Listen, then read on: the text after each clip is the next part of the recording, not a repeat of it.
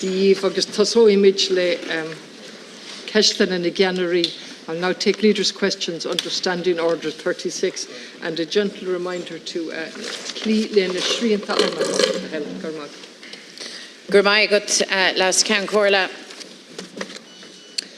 more than 5,000 Palestinians killed, more than 2,000 Palestinian children dead, more than 1,000 Palestinian women dead, more than 15,000 Palestinians injured, and nearly 2 million Palestinians displaced. This Taoiseach, the depressing toll of human suffering inflicted on the people of Gaza over the last 2 weeks. The people of Ireland were rightly outraged and condemned the horrific attacks on Israeli civilians by Hamas on October the 7th. However, there is no justification for the onslaught raining down on Gaza by Israel's military machine. Israel's bombardment is not defence. The killing of more than 2,000 innocent children is not defensive. And we've all seen the pictures of inconsolable parents carrying the broken bodies of their dead children. The film of a heartbroken little girl crying out in search for her mama following an airstrike. The footage of a traumatised little boy covered in dust and debris asking a doctor, "Am I still alive?" Gazan parents are writing names on their children's legs and abdomens so they can be identified after an airstrike. As a mother, I can't imagine how that feels. To write your child's name on their body while they are warm and breathing so that you might know them when they are cold and still. No, this is not defence, this is a massacre. A brutally violent, offensive military campaign. Hundreds of schools in Gaza have been destroyed. Its health infrastructure obliterated. The hospitals that remain functioning are quickly running out of fuel to keep generators going. As food runs out, the people of Gaza face starvation. As clean water runs out, they face the prospect of cholera. And as they run out of the basics needed to survive, they are trapped with no way out. And now Israel assembles hundreds of thousands of troops and tanks on the border in preparation for a ground invasion, for more destruction, for more slaughter, for more Palestinian children dead. Caithfidh Israel stopachar lena maru in Gaza. Ní mór de ceannarí Europach sus cogaí umlán loireach a éileh. Taoiseach, the people of Gaza stand now at the threshold of annihilation. And nobody can say they didn't see, nobody can say they didn't hear, nobody can say that they didn't know. This is happening in full sight of the world. Calling for a humanitarian pause isn't good enough. Pausing the slaughter to facilitate aid into Gaza only to allow the slaughter resume is a most perverse interpretation of humanitarianism and cannot be the international community's response. The only truly humanitarian action is a full and immediate ceasefire and then aid delivered to Gaza without the threat of attack. Ireland can and must be to the fore of this call as agreed by the Dáil last week. So Taoiseach, at the meeting of the European Council on Thursday, will you tell European leaders that they must make this call for an unequivocal full ceasefire? Will you tell them that they must demand Israel stop its slaughter of the Palestinian people? Deputy, I will attend that meeting and I will do my best at that meeting to do the best that I can to persuade the European Union and the European Council to adopt a common position. It may not be possible for us to adopt a common position. We don't have a single foreign policy across the European Union. We all have our independent foreign policies, which I know is something you support, but I'll certainly do the best I can to persuade our colleagues in other European countries to agree a common position. I won't tell them, Deputy, That's a very particular approach. It might be the approach that you would adopt as Taoiseach, to attend the meeting, point the finger, tell people off and do a press conference afterwards. That's not how you do this job. It's not how you actually get things done in international affairs. You have to build relationships, you have to build partnerships, you have to build alliances, you have to develop colleagues, and you try to use your powers of persuasion. And that's particularly the case for a small country like Ireland, which is not a major economic power or a major political power. We use the power of persuasion, reputation, contacts. That's how we do things, and that's how we achieve things. What we have seen in the past 2 weeks in Gaza is a dreadful expression of violence, not just in Gaza, also in Israel, where 1,400 civilians were killed, Israeli citizens from other states. Let's not forget one of our own citizens killed by Hamas in Israel. Her family come from County Laois. And since then, terrible violence and terrible aggression in Gaza, where over 5,000 people have been killed. Very many of them are children. And we have our own citizens there who are particularly concerned for, including a young boy you may have seen on TV last night, who's there on an extended holiday with his family. And we're very keen to see that we can get our passport holders out as quickly as possible. We're calling for a de-escalation. There is not a military solution to this conflict, which has been going on now for more than 75 years. We're calling for a de-escalation. We fear that it will spread to other parts of the Middle East and indeed may express itself on the streets of Europe in terms of violent acts, particularly violent acts of Islamic terrorism. We've already seen 2 examples of that already in Belgium and in France. So we're calling for a ceasefire, a humanitarian ceasefire that will allow aid to get into the Gaza Strip, that will allow foreign passport holders and refugees to get out. We're calling for all sides to observe that ceasefire, and hope we all agree on that. And that's the view that I'll be taking to the European Council later in the week. We're also calling on Hamas to give up all of the hostages. It's not acceptable to take hostages. They should return all of their hostages to their homes, and they should lay down their arms. They are a terrorist organisation, not a state. And again, I hope you'll agree with that call. And thirdly, while we accept and agree that Israel has the right to defend itself and to go after Hamas, the way it does it matters. It has to do it only in accordance with international humanitarian law, and that is important for its own future security and I believe its own international relations. Well, Taoiseach, your party has been in government now 12 years. You're now in your second stint as Taoiseach. Obviously, one can only assume that you've used that time to, as you claim, build relationships. So you might inform us who our allies are on this question. What level of persuasion have you exercised? What work have you done outside of the European Council to talk to European partners and international partners with the message of full, complete ceasefire by all parties? But remember that the Israeli onslaught is absolutely ferocious. This is one of the largest military machines in the world. And the facts are they not, Taoiseach, that Israel is not exercising a right to defence within the boundaries of international law. You identified yourself collective punishment by Israel. You identified that correctly as a clear breach of international law. So when you speak to our European partners at the Council, will you also share with them the view, the reality that Israel is acting outside of international law? The answer is, of course, not a military one, it is a political and diplomatic one. But Taoiseach, you may say that we are small and therefore ineffectual. I say that Ireland may be small, but we can have a very, very big influence on this question. Deputy, we are small. We're far from ineffectual. We're a country that punches well above its weight in international relations. So I didn't say what you said. The misleader strikes again, putting words in other people's mouths and stating things that are not true, Deputy.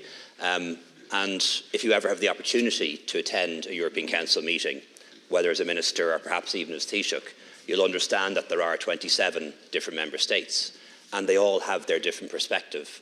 Our attitude to the conflict in Israel and Palestine is very much guided by our own historical experience. But you need to understand that people's attitudes in other countries might also be guided by their historical experience, particularly in relation to the events in the 1930s and the 1940s. And you have to be sensitive to that, not pig-headed about it. And that's the way you conduct yourself in international affairs.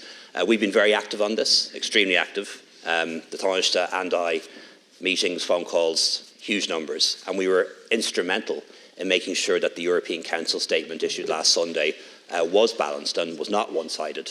And we were instrumental in that, along with a number of other countries in the European Union. And Deputy, we do have friends and we do have allies, and we build up those contacts and build up those relationships all the time. And among our friends are the Palestinians, by the way. And they would recognise that, as do all the other Arab countries. My fear, Deputy, is your approach, if you were a Taoiseach, is that you would not make friends, you would make enemies. Enemies in the European Union, you'd make enemies of the United States, and our country would suffer as a result, and the Palestinians would gain nothing. We're way over time. Tá méid bugger Ryan Ishkaji, Parchi and look Dibray up the back. Good last count, Corla. Taoiseach, at the outset, I would like to express my renewed sympathies to the families of Aidan Moffat and Michael Snee as the killer of their loved ones was sentenced last night. And our thoughts are also with Anthony Burke, who so bravely spoke out about the attack on him too. Taoiseach, I know we're all watching the appalling situation and rising death toll in Gaza with increasing distress and horror. But today I do want to raise a different issue with you, the issue of housing. Because it's not just in healthcare that we find gaping holes in your government's budget. Taoiseach, there are missing billions in housing too. On budget day, in a surprise announcement, Minister O'Brien told us that he would seek cabinet approval for an additional €6 billion for the Land Development Agency. A welcome announcement, but a peculiar one. Peculiar because neither the Minister for Finance nor the Minister for Public Expenditure had mentioned it in their budget day speeches. And we're now 2 weeks on, Taoiseach, and it's not clear where that mystery €6 billion will come from. Is Minister O'Brien hoping perhaps to find it down the back of a couch? Whatever's going on, I hope it will materialise soon, because he's fast becoming known as the Minister for Initiatives and not for delivery. And in a rare twist, I agree with him, and I hope that he soon finds that €6 billion and that he and his department get their act together soon, because the housing crisis is the civil rights issue for this generation. It is, Taoiseach, and it's not going to fix itself.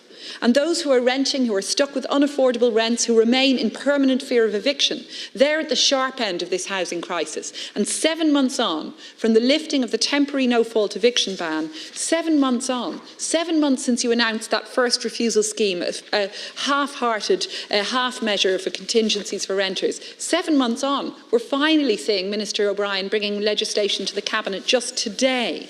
It's incredible that this measure has taken so long to implement. And what kind of message does that send to renters who are at the sharp end of the housing crisis and who are still in fear of eviction?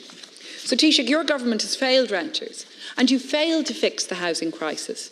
You've even failed to secure and ensure additional, adequate and robust legislative powers for the Land Development Agency, the very body which was supposed to be the vehicle to deliver on the necessary increased housing supply in this chronic housing shortage.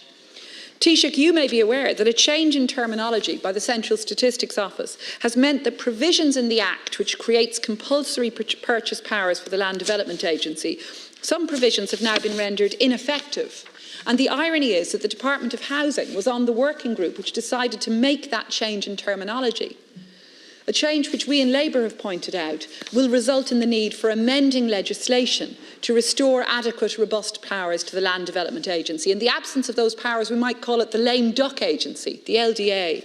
So, Taoiseach, where is the additional €6 billion for the Land Development Agency? And can you ensure that the agency will have the necessary robust powers it needs to deliver on housing? And what can you offer renters who remain in fear of eviction when we see this first refusal scheme still not in place and no prospect, it seems, of reintroducing a temporary no-fault ban on evictions this winter? Thanks very much, Deputy. Just at the outset, I want to join with you in expressing my condolences to the families of Aidan Moffat, a man I would have met on occasions through his involvement in Fine Gael, and also to the family of Michael Snee, and to particularly thank the Gardaí for the work that they've done in bringing this prosecution successfully through the courts, and also the bravery of the man who was injured in stepping forward and testifying and giving his witness testimony to the Gardaí. I just really want to extend my admiration to him and my thanks to the Gardaí in particular. Just in relation to the housing budget, the housing budget for next year is the biggest housing budget ever. That was confirmed on budget day, €5.1 billion. What will that allow us to do? Break all records in terms of public housing next year, social housing, cost rental and publicly funded affordable housing, and that is much needed. We also extended the Help to Buy to the end of 2025. That helps so many people to get their deposit, to be able to be in the market to buy a home. They wouldn't otherwise be able to buy a home. In many cases would spend many more years trying to raise a deposit were it not for that measure. We extended the tax credit to renters, $750 for an individual, $1,500 for a couple renting, roughly a month's rent on average in the state. There's funding as well for tenant in situ, and this is really important for renters. We have about 3,000 properties now in process. These are properties where the landlord is selling up. The tenant is a social housing tenant, probably on HAP, possibly rent supplement, and they're now becoming regular social housing tenants. About 3,000 of those properties now in process. The right to buy legislation, again approved by Cabinet today. I hope to get that through the House as soon as possible. And also a tax incentive for small landlords to encourage them to stay in the market, to reduce the flow of small landlords in particular that are leaving the market. In relation to the LDA, a new government agency, essentially a public developer, a public builder, got off to a slow start, but now it is producing results, building homes and selling homes and renting homes around the country, cost rental, affordable and social. And we're glad to see that that is now finally happening. Announcements on capitalisation don't have to happen in the budget. We're working on that at the moment. What I can guarantee you is that the LDA will be adequately capitalised to carry out its work and to build as many new homes as it possibly can, both on public land and on private land. On the issue in relation to CPO, Deputy, I'll honestly have to come back to you about that or confer with Minister Bryan, because I'm not fully across the detail of that.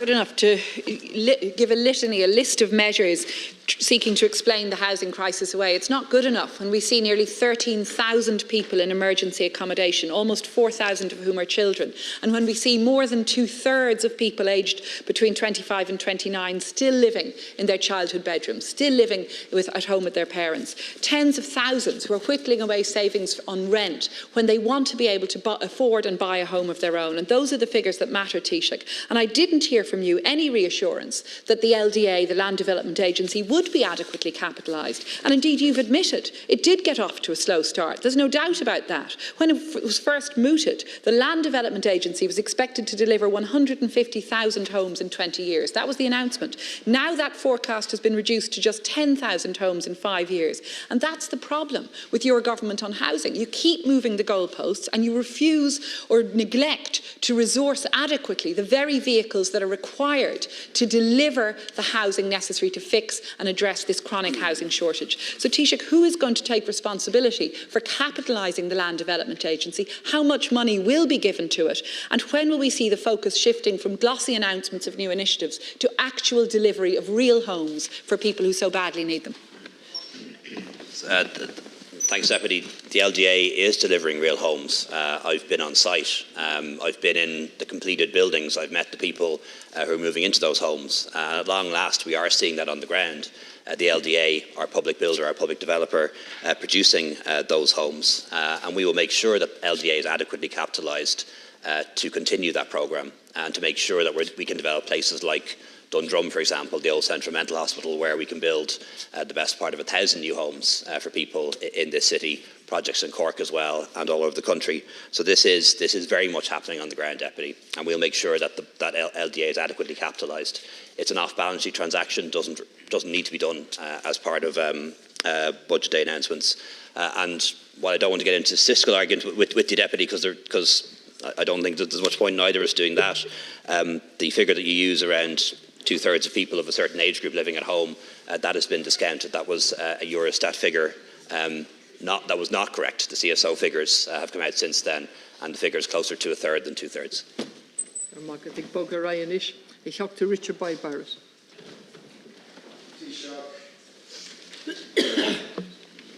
I have a simple question for you. How many innocent Palestinian civilians, men, women and children, does Israel have to slaughter? How many war crimes does Israel have to commit? How much death and destruction does Israel have to visit on the people of Gaza and Palestine before you will call for and impose sanctions on Israel and expel the Israeli ambassador from this country and call for the immediate referral of Israel to the International Criminal Court for crimes against humanity and war crimes? Because in front of the world, by their own admission, Israel is committing war crimes. They have stated it publicly. This isn't a matter of opinion. They declared their intention to force, through the threat of military bombardment, more than 1 million, and it is now well more than 1 million, Palestinians from their homes in northern Gaza and ethnically cleanse them. A crime against humanity. They stated publicly, and have done it in front of the eyes of the world, the intention to deny to 2.2 million people water, electricity, medicine, life-saving equipment in front of the eyes of the world, and they're doing it. And every minute, children are being slaughtered by their artillery, their relentless bombardment of residential complexes, of hospitals, of schools, of civilian infrastructure. They just go on and on and on, and you do nothing. Nothing. Words of concern, but no action to hold them to account. And it is clearly premeditated war crimes and genocide. Genocide. We have Jewish people in the United States and Canada, around the world, and Israel calling it genocide. Scholars, academics saying this is genocidal. Let me quote you a few things. Israeli general, quote, "Human animals must be treated as such. There will be no electricity and no water. There will only be destruction." Yoav Gallant, a minister, says we are fighting human animals. We will, quote, "act accordingly. We will remove, quote, every restriction on the IDF." Smotrich, another minister, there is no such thing as the Palestinians. The president of Israel refers to the people of Gaza and says they are all responsible. Before October the 7th, Netanyahu appeared in front of the UN General Assembly with a map of Israel that had removed all references to Palestine. A clear declaration of intent to destroy the Palestinian people and steal all of their land. 6,000 Palestinians killed between 2008 before October the 7th. Thousands of Palestinians hostage in administrative detention without trial. When are you going to move beyond words of concern and impose sanctions and expel the Israeli ambassador of this apartheid murderous state? I don't want to see any innocent people being killed in the Middle East, and I don't think you do either. And you specifically mentioned Palestinian people. I would also extend that to Israeli people who you didn't mention. Innocent Israeli people should not be killed either. By Hamas or by any Palestinian armed group, nor should any of our own citizens be killed. Let's not forget one of our own citizens, a joint Irish-Israeli citizen. Her mother comes from County Laois, spoke to the family. She was killed by Hamas 2 weeks ago, and we have great fears for Palestinian Irish citizens now living in Gaza, that they may be victims in what Israel is doing in Gaza at the moment. In terms of sanctions, Deputy, when it comes to sanctions, we always act multilaterally. Individually imposed sanctions aren't effective. They would have no benefit for the Palestinians. They might even just do us a degree of harm. Sanctions are only effective when they're imposed multilaterally by states acting together. In relation to the ambassador, we don't have any plans to expel any ambassador. We didn't expel the Russian ambassador, and I don't think there's anyone in this House who's been as supportive of Ukraine's battle for freedom as I have, but we took a very particular view that it's important to have some line of communications open, and that's why we have ambassadors If you expel an ambassador or close an embassy, the only line of communication is minister to minister or secgen to secgen, and that's if you can even get a phone call. We have citizens in Palestine, we have citizens in Israel, we have citizens in Russia. It's important that we're able to keep those lines of communication open. It serves nothing to close them. Even countries at war with each other have ambassadors. And that's for that obvious reason. In terms of what's going on in Gaza, let me be very clear. The view of the Irish government is that collective punishment is wrong, and the innocent civilians and people of Gaza should not be subjected to collective punishment. That's wrong. Hostage taking is wrong, and they should be released, and it's not acceptable to target civilian infrastructure, and we've been very clear about that all along, and will continue to be so, and we'll use our voice at European level and also at EU level as well, as much as we can. And Deputy, while I think you're entirely sincere in your views, and I know you've campaigned on these issues for a very long time, let's not forget what Hamas's objective is as well. Hamas's objective is the destruction of Israel. It's ending the existence of a Jewish state, which was established by the UN 75 years ago. It is ending that state from the river to the sea. Is that not genocide as well? First of all, I'm horrified by every single death. But you see, the world is responsible for failing to call out the reality of the Israeli regime. It is an apartheid regime. It was set up on the basis of the ethnic cleansing of 750,000 Palestinians. It has sustained itself through the ethnic cleansing ongoing of Palestinians, day in, day out, in East Jerusalem, across the West Bank, everywhere, even where there's no Hamas. I mean, I lived there. At the beginning of the first Palestinian Intifada in 1987, there was no Hamas. Young people rose up because their entire future had been stolen from them.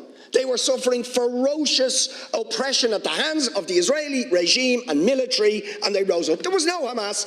The PLO weren't even in the country, they were in Tunis. And Israel met them with brutality, with murder, with administrative detention, with ethnic cleansing, and they have continued that day in, day out. And yet, your government refuses to even call them an apartheid regime.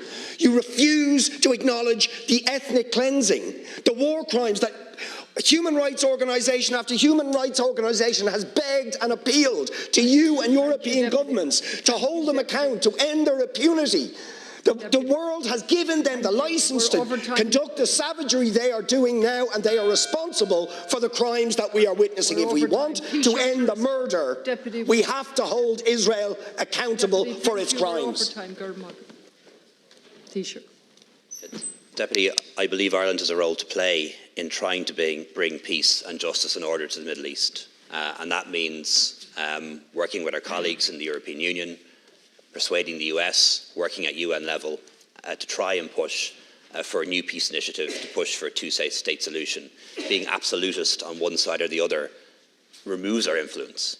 The only influence we have is by trying to build partnerships with the EU, with the US, with other countries in the Middle East, like Egypt, for example, Jordan and others, Lebanon, that we have relations with, and at the UN, to push for a new peace initiative that can do what I believe is still just about possible, and that is the establishment of a two-state solution, a Palestinian state alongside Israel, secure, and hopefully in time being able to have normal contacts and normal economic relations. I appreciate your view is different, that there should only be a one-state solution, but I think anyone watching what's going on can see why that wouldn't be viable and why that wouldn't last. Deputy Marion Harkin. Taoiseach, can I too extend my condolences to the families and friends of Aidan Moffat and Michael Snee, and to recognise Anthony Burke, whose brave testimony was pivotal, and also to thank the Gardaí for their untiring work in bringing the perpetrator to justice. But Taoiseach, the issue I want to raise with you again today is the issue of non-delivery of balanced regional development, particularly in the context of this year's budget. And I also want to raise the submission made by the Northern and Western Regional Assembly, where they drafted a submission asking for three things. First of all, a stimulus package for the region to the amount of 570 million between now and 2027. Secondly, a policy of positive discrimination for the region. And thirdly, autonomy, more regional autonomy. Now, the document itself sets out very clearly the reasons for these three asks. First of all, regional inequalities are rising in Ireland. Back in 2010, the gap in disposable income between the Northern and Western region and the Eastern and Midland region was 10 percentage points. By 2021, that gap had grown to an astonishing 25 percentage points. Secondly, Census 2022 data illustrates that population growth continues to be unsustainably uneven. Thirdly, Taoiseach, while employment levels across all regions are high, the Northern and Western region has a below-average concentration of jobs involved in the knowledge and technology economy, the jobs of the future. And fourthly, according to the European Commission, the region has been downgraded to lagging, with the border region being described as in a development trap. And the Northern and Western region, GDP per capita, is now 17% below the EU average, despite the fact that back in 2006, our GDP per capita was 5% above the EU average. Now, Taoiseach, that's a pretty grim picture, and one sector not dealt with by this report, but of crucial importance in the region, is that of tourism. And we see that the counties with the highest proportion of their tourism accommodation being used to accommodate refugees are all along the Atlantic coastline, with a report last March showing that 82% of Fáilte Ireland registered tourist beds in Donegal were to accommodate refugees, 50% in Sligo, 42%, 50 in Leitrim, 42 in Sligo. The downstream impact is huge, yet the budget was silent and disappointing on the asks from the Regional Assembly. Taoiseach, what will you do to improve the ranking of this region vis-à-vis other regions on the European Competitiveness Index? Thanks very much, Deputy. And I neglected to recall Anthony Burke's name earlier, and I just want to particularly pay tribute to him and the fact that he went to the Gardaí and gave them crucial information, really the crucial information, which enabled the Gardaí to apprehend the man who carried out those terrible murders in Sligo of Aidan Moffat and Michael Snee, and really want to pay tribute to him again and also to recognise the Gardaí in their work.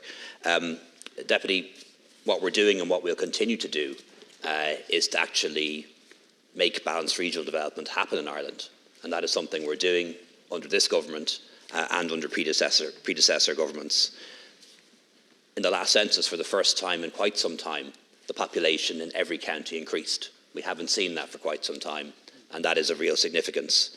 We have the Rural and Community Department under Minister Humphreys with a fund of €1 billion to invest in rural areas in particular. And I think everyone who travels the country can see the impact of that on the ground now in our towns and villages all over Ireland. We've seen employment rise in every county, again, something of importance and real significance. Not just the employment rate going down, but the number of actual jobs in each county has gone up. We've seen the development of the technological universities, which I think make a huge difference. And you'll be familiar with the Atlantic TU, which has a campus in Sligo. Through the IDA property programme all over the country, building advanced factories, so that if we take a potential investor to a regional town, they can see a business park or a building ready for them to get into. And we see how that's worked in Castlebar, how it's worked in Kilkenny and other places. The National Broadband Plan, connecting every home, farm and business to fibre, something virtually no other country is doing. And that will really make a difference in terms of running a business in rural Ireland, running a farm, being able to access online healthcare and education, and of course the infrastructure budget. And you'll know the biggest single investment we signed off this year for any part of the country is the upgrade of the N5, the Tulsa to Scrimog Road, a €500 million investment, improving access to the West. Those are the kind of things we are doing, and of course we need to do a lot more. It's a challenge for any country to spread development away from the capital, away from the big cities. Almost all countries struggle with it. Look at Copenhagen in Denmark, look at Vienna in Austria, but we're actually getting some good results. Thank you. You gave a few stats there, but Taoiseach, you've been in power since 2011. And the figures that I quoted for you earlier, they're not my figures, they come from the Regional Assembly, from their report. And you can see that the economic gap is increasing. You mightn't like it, I don't like it. But that has to tell you something, Taoiseach. It has to tell you that the actions that you and your government are taking are not working. You tell us the population has increased in every county. Yes, it has. But proportionately, it's the increase in the counties I'm speaking of is much lower. It is still unsustainably uneven. You talk about increase in employment. You're absolutely right. But the jobs of the future, the high-value jobs, those jobs, our level of employment in those jobs is well below the national average. You tell us the TUs are very valuable, and indeed they are. They're right across the country, and we're getting our fair share, I'm glad to say. But you mentioned the IDA property programme. Will you ring-fence some of that for the region? Will you ring-fence our fair share? Or will you look at a bit of positive discrimination? Because that's what's needed to try to ensure that we get some sort of rebalancing of the imbalance that's already there. Thanks. Thanks, Deputy. There are many ways to measure things. Your focus has been mainly on GDP and relativities. That's a fair argument. I would say that when it comes to judging economic success and economic progress, I've never used GDP as the most important measure. The most important measure is jobs, employment, incomes, businesses, investment. And when it comes to IDA, which the Deputy specifically mentioned, of the 139 new investments made last year, over half were outside of Dublin. And I think that was very significant. When it comes to Enterprise Ireland, which is Irish-owned exporting companies, over 2/3 of the new jobs created by Enterprise Ireland companies are outside of Dublin. But Deputy, our job as government is to listen to everyone's case and everyone's argument. You make a very strong case for the North West, as you should do. You're a TD from Sligo. I could hear TDs from the South East, and I see their heads nodding, who could equally make a very strong case for positive discrimination for the South East. And I will equally hear people from the Dublin City region who will say what's lost to Dublin is very often lost to Ireland, because only Dublin can compete with Singapore and San Francisco for certain investments and certain jobs. And it's our job as a government just to balance that and to try to get it right.